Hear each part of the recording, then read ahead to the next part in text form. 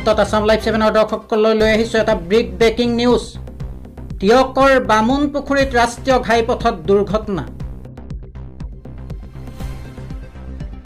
সংগীত শিল্পী আচুৰ্য বৰপাত্ৰৰ বাদ্যযন্ত্ৰী অহা এখন বাহন দুৰ্ঘটনাগ্ৰস্ত।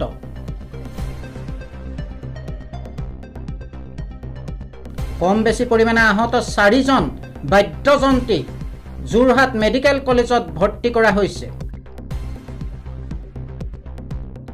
আমি আসাম লাইভ 7 দৰ্শকক পুনৰ জনাইছো, টিয়ক বামুণ পুখুৰীৰ ৰাষ্ট্ৰীয় ঘাইপথত দুৰ্ঘটনা হৈছে আৰু য'ত সংগীত শিল্পী আচুৰ্য বৰপাত্ৰৰ বাদ্যযন্ত্ৰী অহা বাহনখন দুৰ্ঘটনাগ্ৰস্ত হৈছে আৰু কম বেছি পৰিমাণে আহত 4জন বাদ্যযন্ত্ৰীক যোৰহাট মেডিকেল কলেজত ভৰ্তি কৰা হৈছে। আসাম লাইভ 7 স্ক্ৰীনত আপোনালোকে দেখিছে দুৰ্ঘটনাত পতিত হোৱা এইখনেই সেইখন বাহন, নতুন টিয়াগো বাহন। দুলিয়াজানৰ পৰা আহি আছিল দলটো। বৰষুণ দি আছিল আৰু পথৰ ওপৰত বাগৰি পৰে বাহনখন।